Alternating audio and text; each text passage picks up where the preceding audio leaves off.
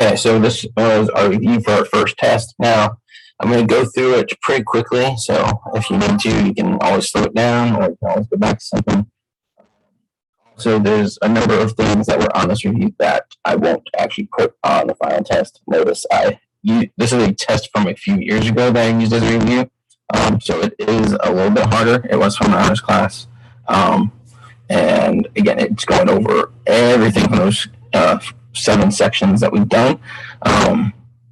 So again, I'm going to take hopefully about 40 minutes to go through this, and you can fast forward to whatever parts you want. But in the first part, it was identifying the different vocab words. So just going through, matching the definition with each of the terms. So points on the same line, those would be collinear, so that would go with 6. By 2 rays with the same endpoint, that would be an angle. So that would be number 3. Then we had C, if points A, B, and C are on the same line with B between A and C, then the length AB plus length BC equals length AC. That's the addition postulate for a segment, which is 8. So segment addition postulate.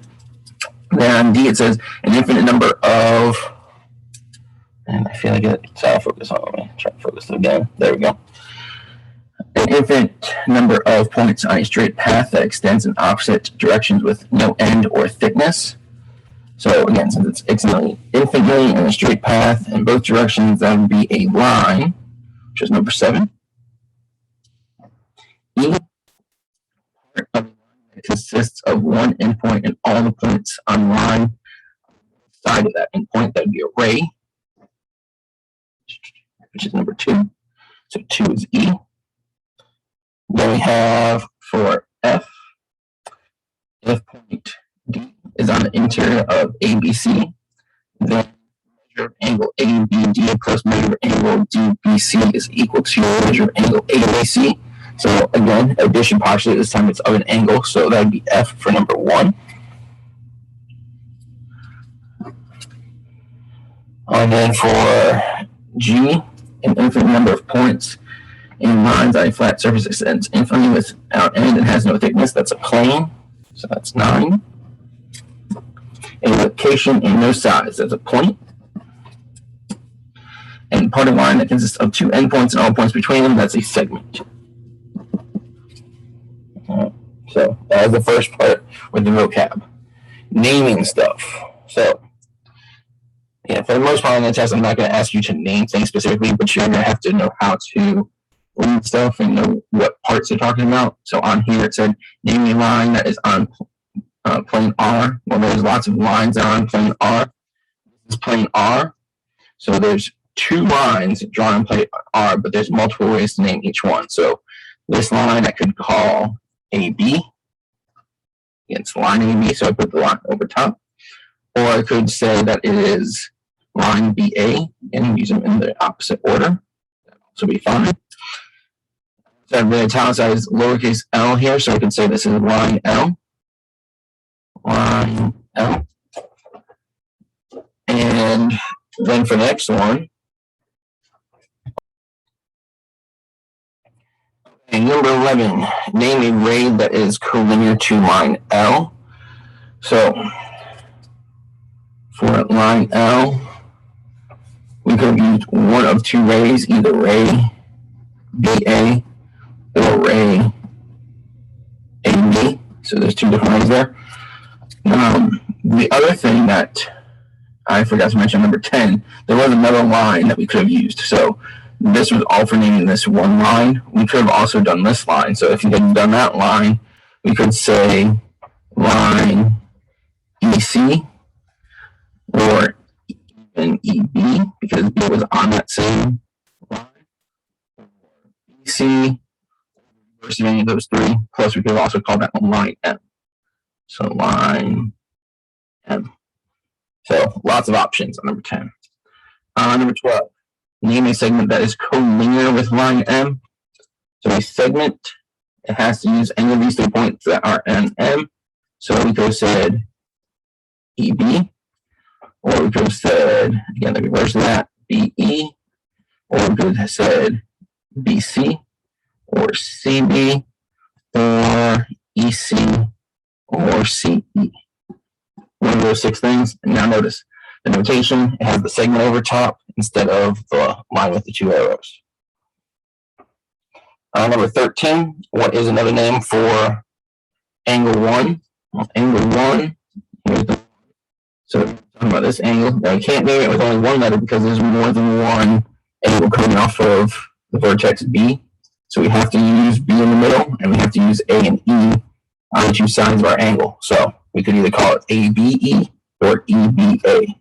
So angle ABE or angle ABA. All right, going on to the next one. Number 14.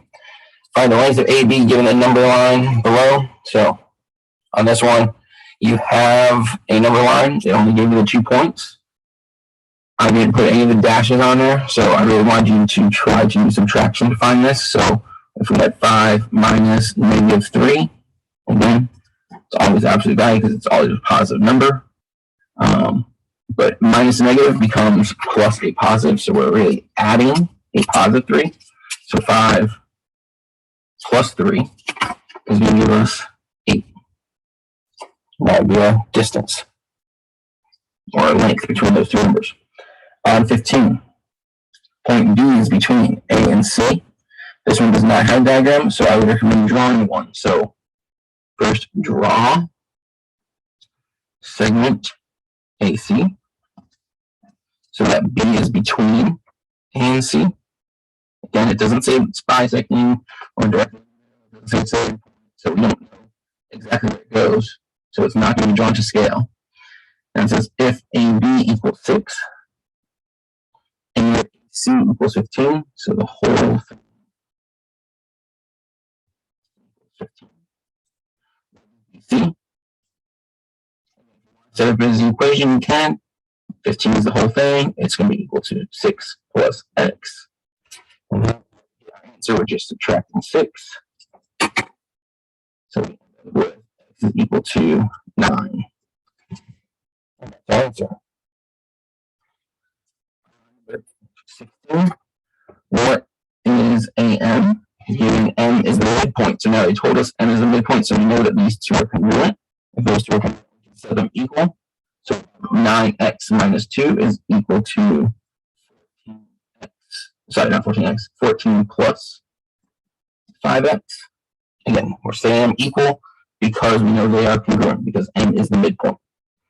So now, combine like terms. We're going to bring the 5 over to the left side. So we're going to subtract that off. We can go and bring the 2 over to the other side by adding it. So 2's going off of that side, 5's going off of this side. We're left with 14 plus 2 is 16. 9 minus 5 is 4. So we have 4x. Divide both sides by 4. And x is 4. Now, they want AM. We found x. We got to plug it back in. So AM, if we plug it into this, 9 times 4 minus 2. So again, this is going to be the length of AM. If you want to show it so equal, that's fine too. 9 times 4 is 36. 36 minus 2 is 34. That's our answer. Now on 17. X is between 0 and y. Again, not drawn, so similar to 15, you have to draw your own diagram. So I have x is between z and y. Zx is equal to 3x plus 2. Xy is equal to 4. And y and zy, which is the whole thing, is equal to 6x minus 12. Now this one we really do have to separate as an equation because they gave you all the individual parts. We're using a segment addition. So 6x minus 12 equals, and add the other 2 parts together, 3x plus 2 plus 4. combine like terms. So that'll give us 6x minus 12 equals 3x plus 6. Bring like term to the same side, so subtract off the 3x from both sides to get rid of the 3x. Add the 12 to the other side, so plus 12 plus 12. Get rid of the 12. This is now 3x equals 18. If we divide by 3, x is equal to 6. Half the answer. We also wanted to find zy, so we have to plug back in for the part that was zy, which is the entire length. So now that we know that x is 6, we're going to plug it in. 6 times 6 minus 12, so that's 36 minus 12 is 24. I'm sorry that this is a little blurry on there. Document camera at school, so I had to use an old webcam in order to do this. All right, 18. We have given D is in the interior of ABC, and M, measure angle M. Measure of angle ABD is 37. I kind of got goofed up there when I printed it. I'm going to move it over there so we can read it better. And measure angle ABC is 68 degrees. Then what is the measure of angle CBD? Again, no diagram given. You're going to have to draw it so it makes sense. So given D is on the interior of this angle. So first draw angle. There's A, B, C. And we know B is the vertex because it's in the middle there. And then D is on the interior. So we're going to draw one out to D. And again, if you want to make these all into rays, that'd be proper instead of doing them with segments. Now, ABD is 37 degrees. ABC, so the whole thing, 68 degrees. And so, if you want to, you can set this up as an equation. So 68 for the entire thing, 7 plus x. Those are the two smaller angles. Subtract the 37. Again, you don't have to turn this one into an equation. If you just said 68 minus 37, you're doing the same work. So that's going to leave us with 31. So it's 31 degrees. Now, use a protractor below to find the measure of the following angles. So I'm going to use purple to show this one. I'm going to use red to show this one. F, G, B. F, G, so we're looking at this angle here. So 0, that's on the inside and come all the way around. This one is at, so it looks like it's pretty much right at 135.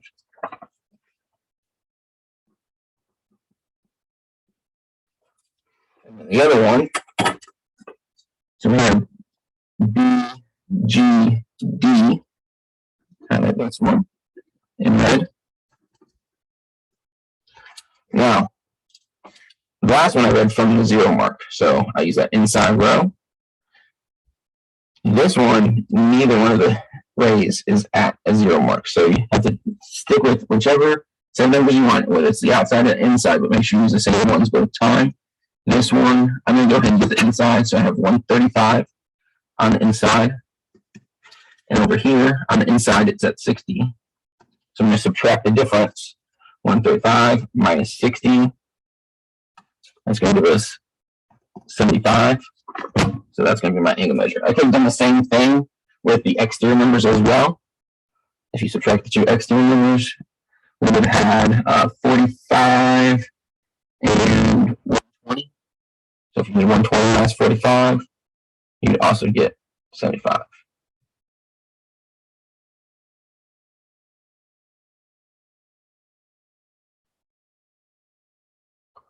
Alright. The next page. Now, here I made my page a little bigger so I could show my work. Told you guys in class if you wanted to use your own paper, that was fine. And I'll post all these answers as well. All right, now number 20, use proper notation to show all 3 sets of congruent parts. So there's 2 sets of congruent sides or segments. So we have AB is congruent to segment BC. If you want to reverse the order of either of those or flip it around the other way, that's fine too. Next, we have AD and BC. And again, if you want to reverse the order of either of these, that's fine. So, like, instead of using AD, you could call DA. That's what we could call CD. They are segments, so you have to have the segment on top. We are saying they're congruent, so we have to use a congruent notation. And then finally, the angles. The angles you could have done a couple different ways. So, angle A is congruent to angle C. That would work. Or if you named them using 3 parts, that'd be fine as well. So instead of doing this one, if you wanted to say, instead of angle A, you could have called it angle BAD. And then this one, instead of angle C, you could have called it BCD. Right. Next, we have the construction. I'm not going to have you guys do a construction on a test. However, you will have ones where you will have a construction question. Doing the construction yourself, it'll be recognizing what the construction is. So I'm going to show these 2 real quick. But again, as long as you can recognize which construction it is, it'll be fine for the test. See if I have a compass. Yeah.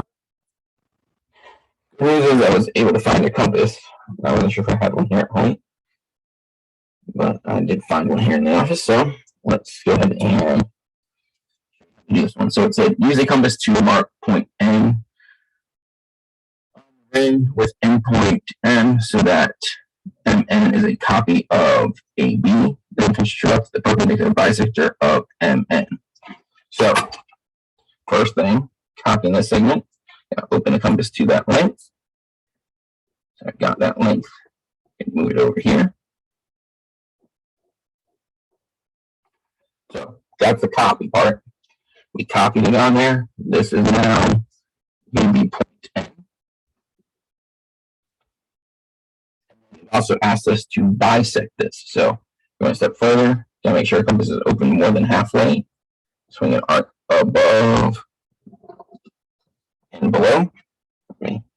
My camera refocus there. Then go to N, do the same thing, above and below. And then I need straight edge in order to draw my line, which find sticky note or something. I use a straight edge. And we go. And then just line it up. Draw a line. It works at the straight edge. This is now a perpendicular bisector of MN. All right. The next one, 22. Use ray PQ, find a point R such that angle RPQ is a copy of angle G, then construct a bisector of RPQ. So, first thing, you have to swing an arc so that it goes through both of these sides. So I'm going to make my compass a little bit smaller. Made my arc. Move that up a little bit so you can see better. Making the same arc, haven't changed my setting.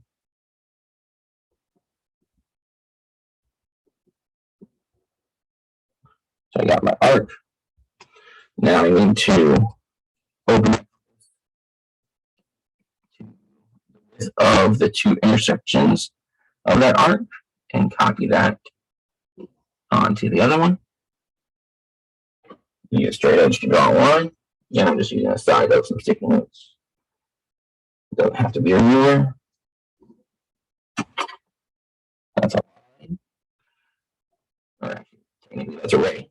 So now, I want to bisect it. In order to bisect it, I already have an arc here, so I'm going to go ahead and use that same arc.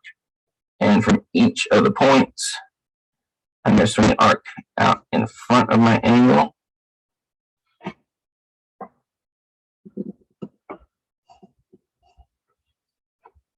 And wherever they intersect, I line that up with my vertex. And I draw my line. Oops.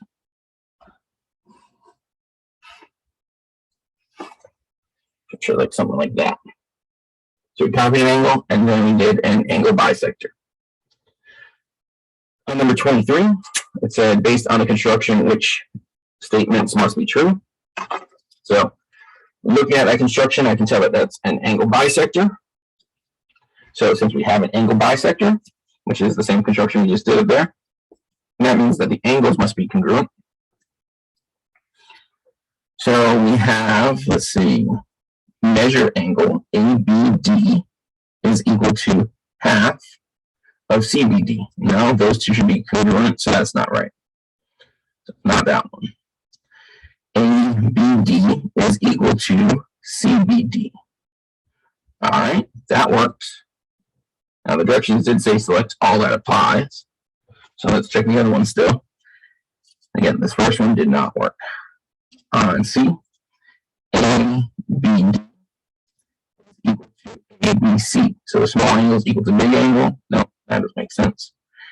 CBD is equal to half of measure ABC. Half of big angle, that one's also correct. So B and D are both correct properties, since that's an angle bisector. What are the only two tools that are considered construction tools? You have to have a compass and a straight edge. Again, protractor and ruler, these are measurement tools. Compass and straight edge, those are construction tools. Again, can you use a ruler as a straight edge? Yes, but again, it doesn't have to be a ruler. You're marks that are on it, so you're just using it as a straight edge. The next one, we got, what are the coordinates of the midpoint G of segment GH with endpoints at -2, 5, and 4, 1? Well, if these are our two endpoints, we can just plug them straight into our midpoint formula. I'll write that out real quick. X1 plus X2 divided by 2. Y1 plus Y2 divided by 2. Now, again, these formulas, it just means that we're doing an average. An average of the x's and average of the y's. So I'm taking the two x values, I'm adding together and dividing. So I have -2 plus 4 divided by 2. -2 plus 4 is 2. 2 divided by 2 is 1. For the other one, again, average of the y's, 5 and 1. 5 plus 1 is 6. And 6 divided by 2 is 3. Answer is B. On 26, M is the midpoint of RS, and R has coordinates of 2, 5. M has coordinates, that's our midpoint, of 6, 2. Find the coordinates of S. This is where you can use snowman method. So I'm going to make my 3 points. I'll stack them up. The endpoint was 2, 5. The midpoint they gave us was 6, 2. What's the difference there? Well, here we add 4. So we're going to add 4 more, and we'll be at 10. 5 to 2, we subtracted 3. So subtract 3 again, we'll be at -1. So our other endpoint is at 10, -1.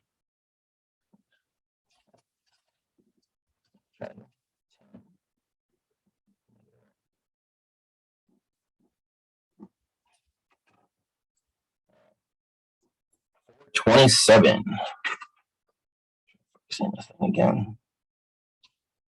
Again, I am sorry about the blur. It's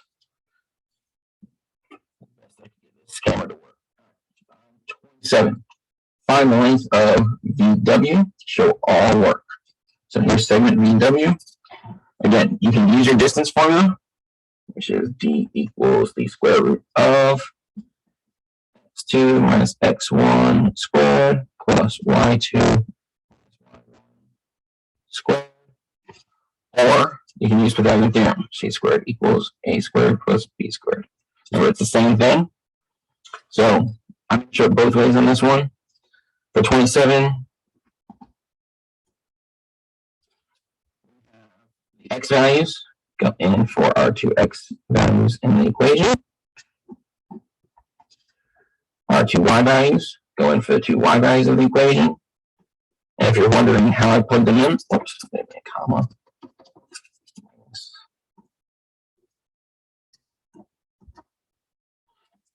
How I plug them in, I use this as x2 and y2. I use this one as x1 and y1. When I plug them in, did it really matter what order you did them in? Nope. Again, it's not going to make a big difference. 4 minus 1 is 3. 1 minus 3 is negative 4. Again, it doesn't really matter. It's negative because we're going to square these numbers and they all become positive here on the next step. So 3 squared is 9. Negative 4 squared is 16. And that's why it doesn't matter what order you plug these in, because at this point, after you square them, they all become positive anyway. 9 plus 16 is 25. And the square of 25 is 5. Now, again, you may have to simplify a radical on the test.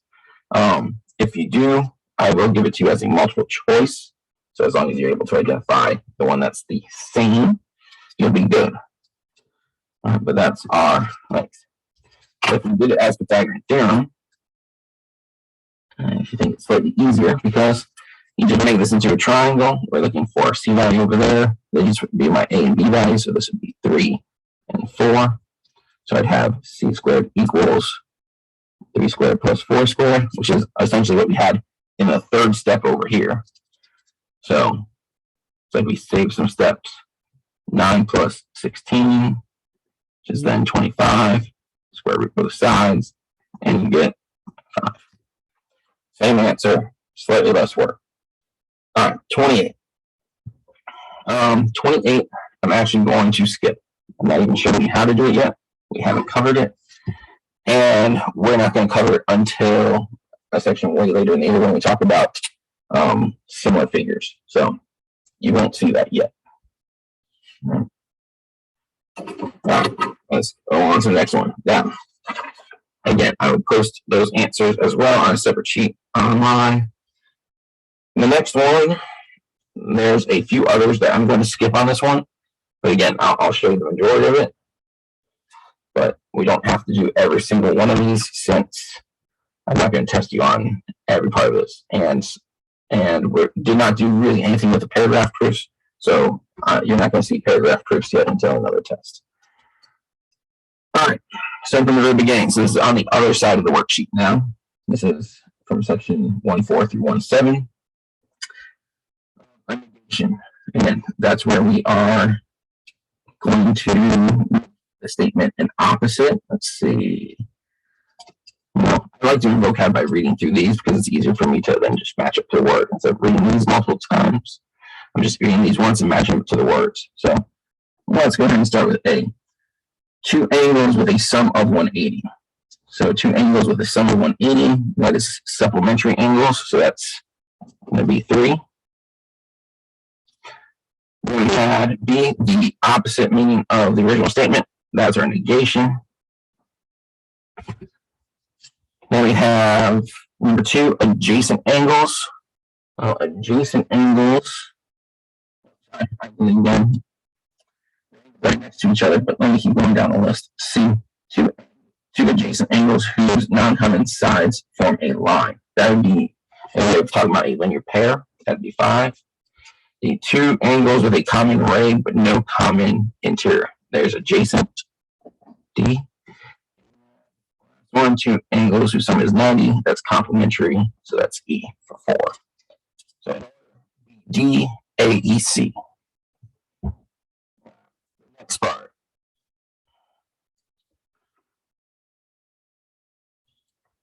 So again, some more vocab words to plug into this little statement. So we have words such as conditional statement, deductive reasoning, inductive reasoning, conjecture, theorem, and proof. So Sarah uses a process of blank to observe patterns. Well, when you're observing a pattern, that's inductive reasoning. I'm going to put E next to that. I'll also go ahead and write 6 over here. Either way you do it, you can fill it in. So inductive reasoning to observe a pattern and come up with a prediction called a conjecture. So that's B.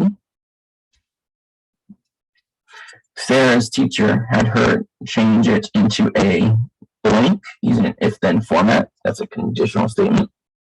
That's A. The next day, the class was asked to use the process of blank based on facts to show her statement was correct. So that'd be deductive reasoning. So that'd be C. They use a 2-column proof. That's F. She turned her original prediction into a D, theorem. So again, that's using deductive reasoning and inductive reasoning together. That'd be the whole process. All right. On number 12 through 15, this was a truth table. I'm not going to test you on truth tables. I'll answer this though because it's not a hard one to show. Given the first 2 columns of the truth table below, identify the truth table and the truth values of the conditional statement. So on this one, if the original statement's true, then if-then format, so if P, then Q. The if part, if it's true, then it'll be true if the Q is also true. So that's true. If it's false, it's false. The confusing part on this is if your if part is false, then it's automatically true no matter what the statement would be, no matter what the conclusion. So just based off the hypothesis, if the hypothesis is false, the statement is true. So we talked about that, but again, I'm not going to test you on that. So I gave you the answers, but I am going to put an X through it because we're not going to worry about it. So identify the valid conclusion of the law of deduction uses to make. So there's 2 laws of deduction. There's law of detachment and law of syllogism. Let's see what they have here. If a figure is a polygon with 4 right angles, then it is a rectangle. The polygon has 4 right angles. So we had a hypothesis and a conclusion, and then we had a hypothesis that correctly fit the hypothesis of the original. Therefore, we should have a conclusion that fits the conclusion of the original, and this would be law of detachment. So we need to say that it is a rectangle. Polygon is not a rectangle, so that's not correct. Polygon's not a rectangle. Again, not correct. Polygon is a rectangle. All right, these last 2 statements are correct. Which law is it? It's the law of detachment that they correctly used. And I'm going to move my hand to make sure that you guys can see again. But I crossed off the parts that made those wrong. So again, what they used up there was the law of detachment. All right, going on to the next one. Number 17. If a polygon is a square, then it is a rhombus. If a polygon is a rhombus, then it is a parallelogram. So they gave us 2 complete if-then statements. And the first if-then statement had a then statement, the conclusion, that matched the hypothesis of the second. So if we get rid of those, we can combine the original if with the second conclusion. So if a polygon is a square, then it is a parallelogram. This is the law of syllogism. So let's go through. It's not. Either of these are the law of detachment. It's either B or D. So if a polygon is a parallelogram, nope, that's the wrong order. So that's not right. If a polygon is a square, then it is a parallelogram. That correctly combined the 2 ideas. So D is our correct answer. On 18, which of the following can be used as reasons to justify statements in a proof? So there are 5 things at work. givens, we have postulates, we have definitions, we have theorems, and then we have properties. Those are the 5 things that you can use as a reason in a proof. You can't use an assumption, you can't use a conjecture, observation, and prove is not a reason. So those are the 5 things that you should ever have in the reasons column of a proof: givens, properties, postulates, definitions, and theorems. All right, let's move on to the next one. 18. Triangles will be in the polygon with 8 sides if the pattern continues. So this is one of the same ones that we used. I'm not going to test you on this one, but the idea here, we kind of made this conjecture early on. We observed a pattern. We saw that it's increasing by 1 each time. We also had in class made the conjecture already of n minus 2 being the number of sides. Minus 2 gives us the number of triangles. So if we went to polygon with 8 sides, it'd be 8 minus 2, which gives us 6. So 6. And that'd be our answer.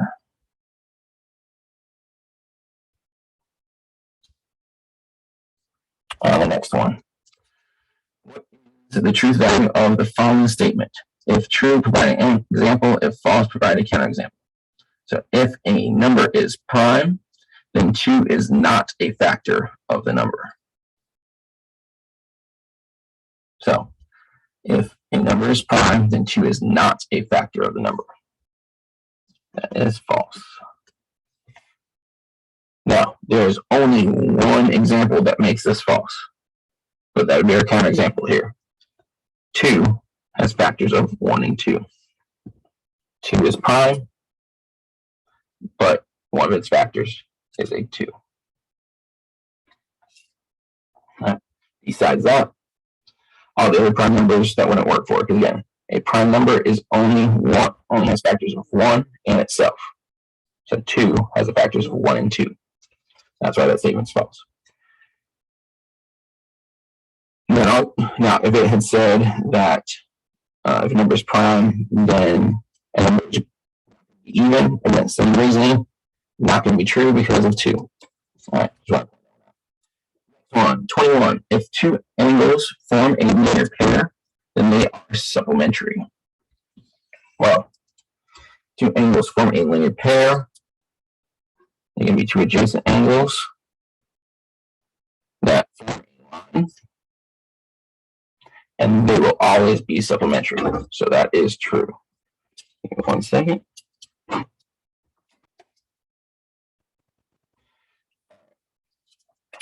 22. Rewrite this statement as a conditional. Now, we can tell that this is an old test because I use my old school.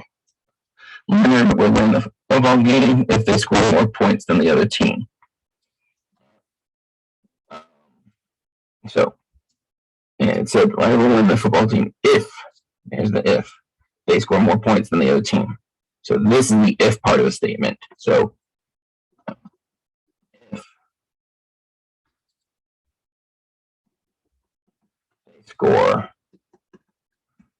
more points than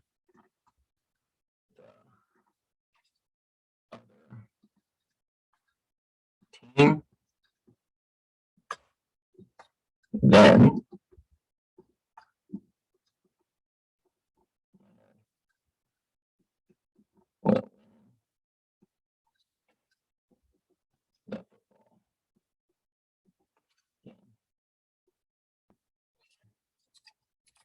be a correct if-then statement. If you want to switch around so that just the word Leonard was in the if part, that would be fine as well. So if Leonard scored more points than the other team, then they would win the football game.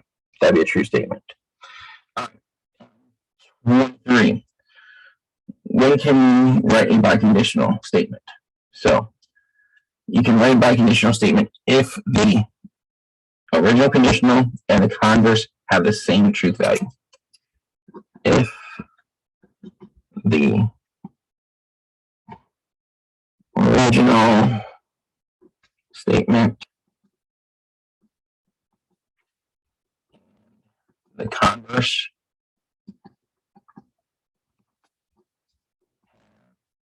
the same truth value, or they are logically equivalent. So if the original conditional and the converse are logically equivalent, then you can write it as a biconditional statement. Now, if you wanted to write a true biconditional statement, then that would mean that the original conditional and the converse would both have to be true. Again, normally you only write a biconditional statement if they're true. Last part, last page, and the rules are in the quarter sheets. This one has a few proofs on it as well. Again, I'm not going to do a whole lot with proofs on the test, but you will have at least one where you have to fill in a couple of blanks, but it won't be too bad. On 24, identify the hypothesis and conclusion of the following conditional statement. If you study well, then you should get good grades. If then format, I'm underlining the hypothesis and conclusion first. Notice it's the part that follows the if and the part that follows the then. So hypothesis, you study well. Conclusion, you should get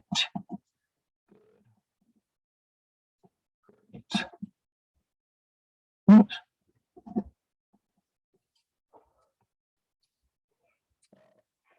Next one, 25.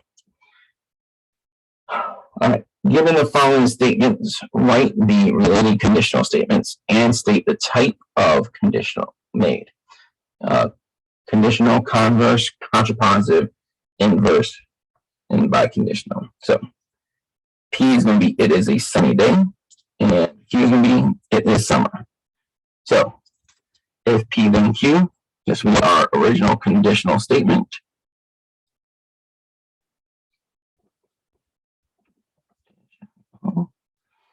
And say if it is a sunny day,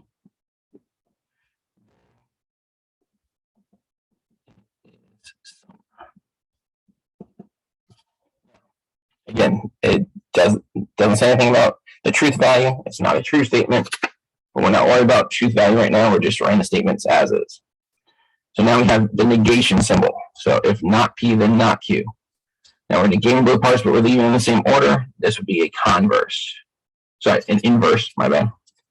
Inverse is when we negate both parts. So we have if it is not a sunny day, then it is not summer. Next one, if not Q, then not P. This would be our contrapositive.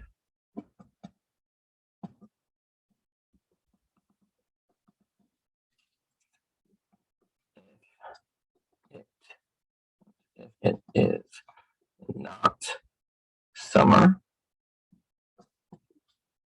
then it is not a sunny day.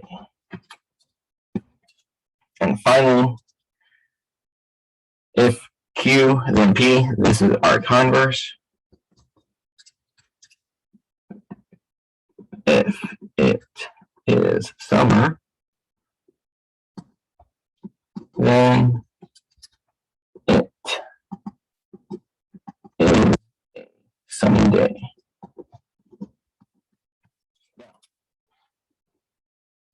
Of course, none of those statements are true. If we wanted to write this as a biconditional statement, we could, although it would be a false biconditional statement. All right. What is the value of x and the measure of angle 3? So here we have a couple of angles made by two intersecting lines. This is the idea of vertical angles, and vertical angles are congruent. So if we know what these angles are, so they gave us 2 and 4, which again, these two are congruent, whereas these two are congruent. So they gave us 2 and 4, we can set those two equal. So we're going to say 3x plus 2 equals x plus 89. Solve it. So subtract x from both sides. Subtract 2 from both sides. We have 2x equals 96. Divide both sides by 2. Equals 48. So we got the first part of it. Second part, what is the value of angle 3? Well, first I need to plug this into one of these two equations so that I can find what angle 2 and 4 were. So we're going to plug that in. And it doesn't matter which one, so I'm just going to go with the x plus 48. So x plus, 98 I meant. So 48 plus 98. That's a total of 156. That's not the angle I want. That's the big angles. So both of these are 156. So what's angle 1 and angle 3? Well, we have a straight line. So these two are going to be supplementary. So we got to take that 156 and subtract it from 180, which leaves us with 24. 24 degrees. Now, mark on this one, not on that one, because this was just the x value, not the actual degree of the angle. This one is a measure of an angle, so that one gets the degree mark. On 30. What is the measure of angle 5? So we have angle 4 is 2x. Angle 5 is 4x. Together, since this is a linear pair, they are supplementary, so we're going to add them up. And sum equal to 180. Combine like terms. Divide by 6.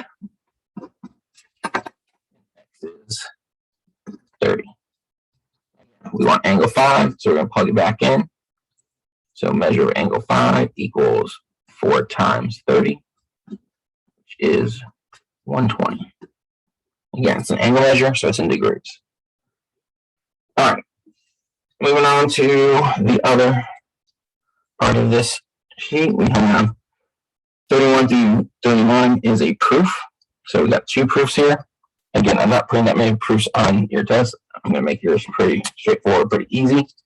But every proof should start with a given statement. So the first thing that they said was 5 times x plus 2 equals negative 3x minus 6. So that's our very first statement. 5 times x plus 2 in parentheses there is equal to negative 3x 6. And why do we have that? That's our given statement. It was given to us. Next. Well, what changed from here to here? The only thing that changed was on this side, they distributed the 5 to the x and the 2. So that was distributive property. It's an algebraic property.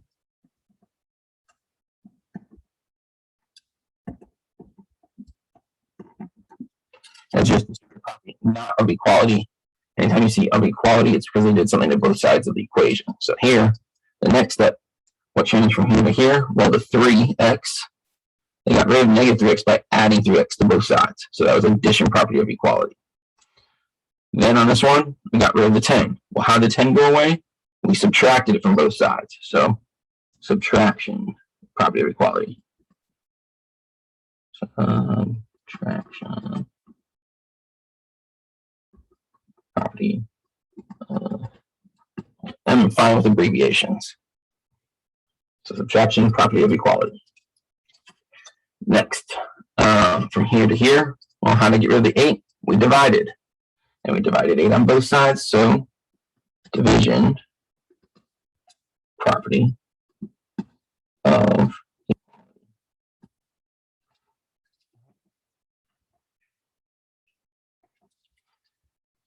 next proof.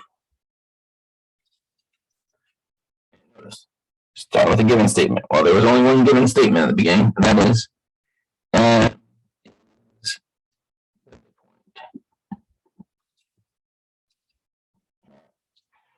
So for this last statement, since it's not filled in, whatever was being proven has to go in that last box. So AM is equal to MB. So we have a proof statement, we have a proof statement, we have what was given to us, those automatically go in those two boxes. They already gave us the reason for that one was given. So now, well, M is the midpoint. What does that tell us? If M is the midpoint is telling us it's splitting it into two congruent parts. So by definition, we know that if M is the midpoint of AB, we know that segment AB is congruent to, segment A. M is congruent to segment by definition of a midpoint. So here, definition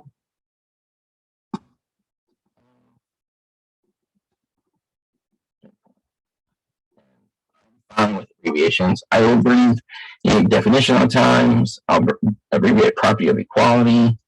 So point. That's it. Because then after that, what they do from here to here? Well, they change the symbol. They changed this from congruent to equals, and they got rid of the things that we're talking about measures. So instead of segments, it's now just the lengths of those two pieces. And that's definition of congruent segments. Anytime you're changing from congruent to equals, that is always going to be a definition of congruency, whether it's definition of congruent segments, definition of congruent angles, it'll always be some type of definition of congruency. All right. So those are the two proofs that were on there. On the next one, it says M is the midpoint of RS and R has coordinates of 1, 9. M has coordinates of 7, 3. Find the coordinates of S. So again, since this was an old test, I put this back on there because this is a question that was missed a lot on the original first test. So again, I said that these were two old tests. They were from the same year, they were back to back, and that's why we're seeing this on this section. This is not from 1.4 through 1.7. I think this was from section 1.2 or 1.3. So endpoint, it's Snowman method. So I got 1 and 9. The coordinates for the midpoint was 7 and 3. We have to find the other endpoint. So what's the change there? Well, that's plus 6. Add 6 more, and we're at 13. How this changed? That was minus 6. Minus 6 more, and we're at negative 3. So the point is 13. 41. We're not doing that. That's that one that I told you we were skipping on, that last one. We'll see it in another section later on. And then finally, 42. This was where we had to draw your own line segment. So X is between Z and Y. Here's Z, here's Y. X is somewhere in the middle. Says if Zx is 2x plus 5 and xy is 7 and the whole thing is 5x minus 36, find the value of x and yz. So set up an equation where we're adding the segments. X minus 36 equals 2x plus 5 plus 7. Combine my terms. 7 gives us 12. Subtract 12 from both sides.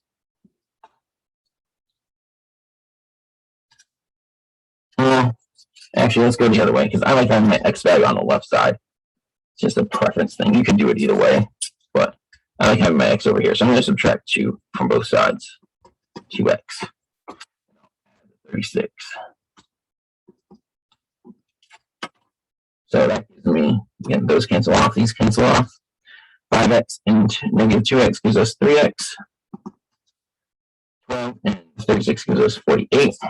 We still have to divide. Divide by 3.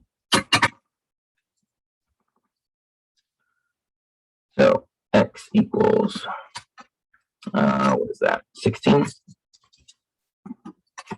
And then this zy plug it back in. So 5 times 16, 36. It's 80. That equals minus 36, 44.